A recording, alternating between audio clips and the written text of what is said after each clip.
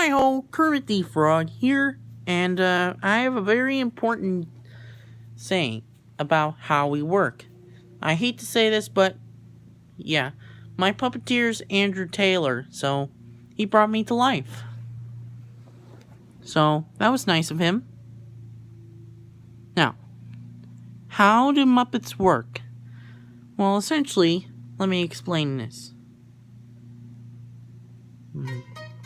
So Muppets are more like which are hand and rod puppets, and live hand puppets. So hand and rod puppets, like me, Kermit the Frog, or Elmo, or Gonzo, or Rosita, I think so. How I work is that the puppeteer that brings me to life would have to put the hand inside of me, and then I would have to be controlled by the mouth that moves up and down. And the puppeteer would have to control my arm with the rods. And yeah, so that's how hand and rod Muppets work. And how do live hand puppets work? Well, Fozzie is a live hand puppet. Eric Jacobson, who does the voice of Fozzie, he decides to put his hand on the inside of Fozzie's face to control it, and his hand to control the live hand glove, and his assistant helps with the right hand. So now, what about Mickey Mouse? He's essentially a simple costume at first, but he has motors inside of him.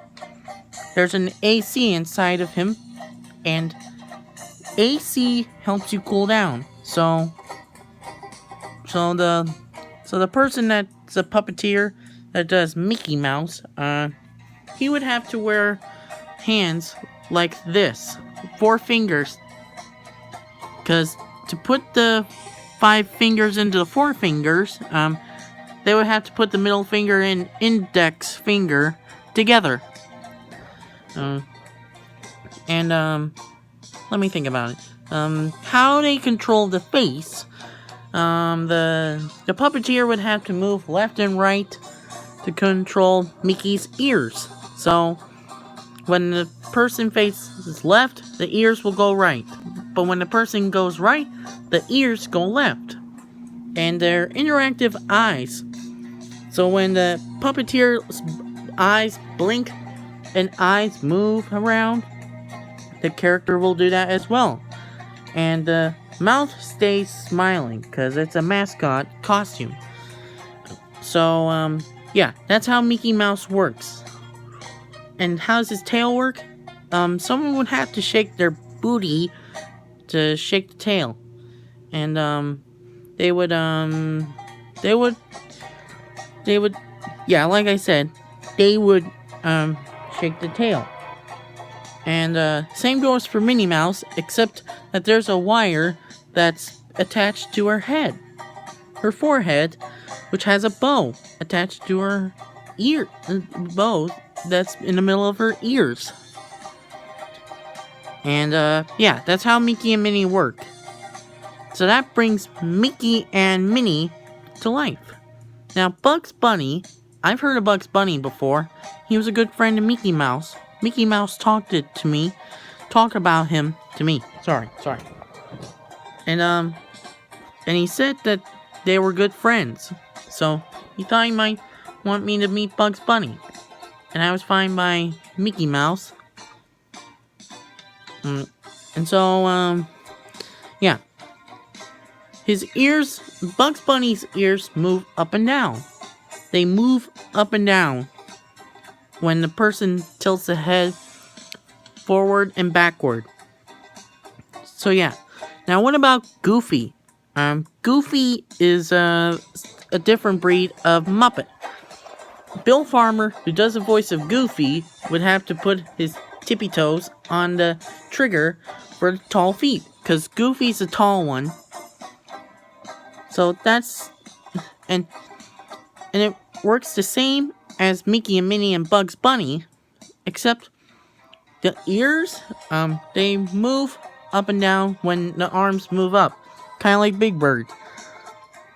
But the left arm moves up, the right ear goes up. The right arm goes up, the left ear goes up, and they go down, essentially.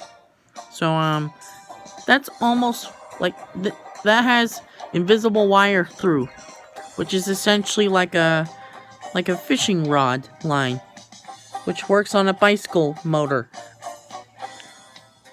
And now, what about Lightning McQueen? He's essentially a car kind of puppet. So essentially, it takes 2 people to do the job. Yeah, 2 people to do the job. So essentially, they control his eyes, his mouth, and his body movement. Same goes for Mater, but it takes 3 people to do the job. So, that's all the talk for right now. I'm going to talk to my puppeteer, Andrew, if that's fine to let me go, and, you know what I mean.